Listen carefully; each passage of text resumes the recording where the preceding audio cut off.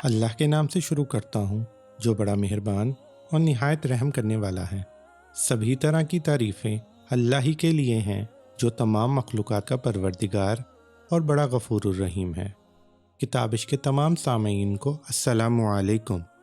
روزے کی حکمت۔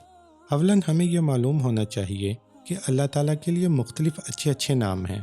ان میں سے ایک نام حکیم بھی ہے جو کہ حکمت اور حکم سے مشتق ہے۔ چونکہ حکم بھی اللہ تعالیٰ کا ہے لہٰذا اس کے تمام احکام بھی نہایت پر حکمت ہیں۔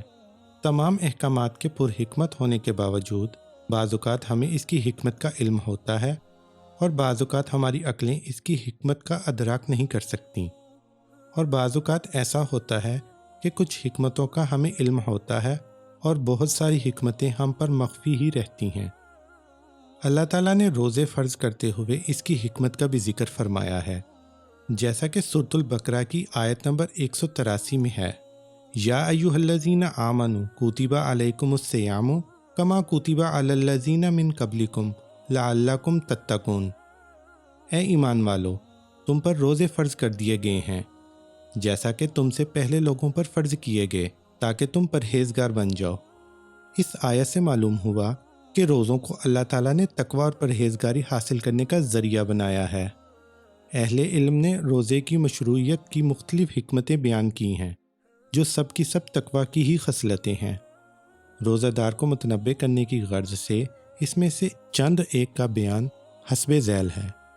روزہ اللہ تعالیٰ کی عطا کردہ نعمتوں کے شکر کا ایک وسیلہ ہے۔ روزہ نام ہے کھانا پینا ترک کرنے کا، اور کھانا پینا اللہ تعالیٰ کی بہت بڑی نعمت ہے، لہٰذا اس سے کچھ دیر کے لیے رک جانا اس کی قدر و قیمت معلوم کراتا ہے۔ پھر انسان ان نعمتوں کا شکر ادا کرنے پر راغب ہوتا ہے۔ روزے سے شہوت پر قابو پایا جاتا ہے، کیونکہ جب انسان سیر ہو اور اس کا پیٹ بھرا ہو تو اسے شہوت کی تمنا ہوتی ہے، اور جب بھوکا ہوتا ہے تو خواہشات و شہوت سے اجتناب کرتا ہے۔ یہی وجہ ہے کہ نبی پاک صلی اللہ علیہ وآلہ وسلم نے فرمایا تھا کہ اے نوجوانوں کی جماعت، تم میں سے جسے نکاح کرنے کی استطاعت ہو اسے نکاح کرنا چاہیے، کیونکہ نکاح نظر کو جھکانے والا اور شرمگاہ کو محفوظ رکھنے والا ہے، اور جسے استطاعت نہ ہو اس کے لیے روزے کا اہتمام و التزام ضروری ہے، اس لیے روزہ اس کے لیے ڈھال ہے۔ روزہ حرام اشیاء سے اجتناب کا ذریعہ ہے، کیونکہ انسان جب رضائے الہی کے حصول کے لیے حلال اشیاء ترک کر دینے پر تیار ہو جاتا ہے تو حرام اشیاء ترک کر دینا اس کے لیے آسان ہوگا۔ اس طرح روزہ انسان کے لیے حرام کاموں سے بچنے کا وسیلہ بنتا ہے۔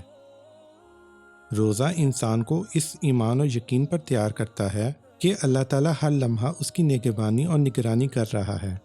یہی وجہ ہے کہ انسان قدرت اور طاقت کے باوجود اپنی خواہشات اور حلال اشیاء ترک کر دیتا ہے، کیونکہ اسے یہ یقین محکم ہوتا ہے کہ اللہ تعالیٰ اسے دیکھ رہا ہے۔ روزہ فقراء اور مساکین پر شفقت اور رحمت اور نرمی کرنے کا باعث ہے، کیونکہ جب انسان کچھ دیر کے لیے بھوکا رہتا ہے تو پھر اسے ان لوگوں کی حالت کا احساس ہوتا ہے جنہیں ہر وقت کھانا نصیب نہیں ہوتا۔ اس طرح وہ شخص غربا کی انعات، ان کے ساتھ شفقت اور رحمت اور احسان کے لیے تیار ہو جاتا ہے۔ روزہ شیطان کو غم و غصہ دلانے اور اس کی کمزوری ثابت کرنے کا ایک وسیلہ ہے۔ روزے سے شیطان کے وسوسے بھی کم ہو جاتے ہیں، جس بنا پر معاصی اور گناہ و جرائم بھی کم ہو جاتے ہیں۔ اس کی وجہ یہ ہے کہ شیطان انسان میں خون کی طرح گردش کرتا ہے، تو روزے کی وجہ سے یہ گردش والی جگہیں تنگ پڑ جاتی ہیں، جس سے وہ کمزور ہوتا جاتا ہے اور اس کا نفور بھی کم ہوتا ہے۔ ابن تیمیہ رحمۃ اللہ علیہ فرماتے ہیں، بلا شبہ کھانے پینے کی وجہ سے خون پیدا ہوتا ہے، اس لیے جب کھایا پیا جائے تو شیطان کی گردش کی جگہوں میں وسعت پیدا ہو جاتی ہے جو کہ خون ہے، اور جب روزہ رکھا جائے تو شیطان کی گردش والی جگہیں تنگ ہو جاتی ہیں، جس کی وجہ سے دل اچھائی اور بھلائی کے کاموں پر آمادہ ہوتا ہے اور وہ برائی کے کام ترک کر دیتا ہے۔ روزے کے ذریعے مسلمان کثرت کے ساتھ اطاعت کا کام بجا لانے کا عادی بن جاتا ہے، کیونکہ روزہ دار دوران روزہ کثرت کے ساتھ اطاعت اور فرمانبرداری کے کام سر انجام دیتا ہے، لہٰذا وہ ان کا عادی بن جاتا ہے۔ روزہ انسان میں دنیاوی خواہشات و لذت سے زہد پیدا کرتا ہے اور اللہ تعالیٰ کے پاس موجود اجر و ثواب حاصل کرنے کی رغبت پیدا کرتا ہے۔ مندرجہ بالا سطور میں روزے کی چند ایک حکمتیں بیان کی گئی ہیں۔ اس کے علاوہ اور بہت ساری حکمتیں ہیں۔ اللہ تعالیٰ سے دعا ہے کہ وہ ہمیں روزے کے مقصد کو سمجھنے اور اس پر عمل کرنے کی توفیق عطا فرمائے۔ اگر اس ویڈیو سے آپ کی انفارمیشن میں کوئی اضافہ ہوا ہے تو اس ویڈیو کو لائک کریں، شیئر کریں اور کامنٹ سیکشن میں اپنی رائے کا اظہار کریں اور کتابش کو سبسکرائب کریں۔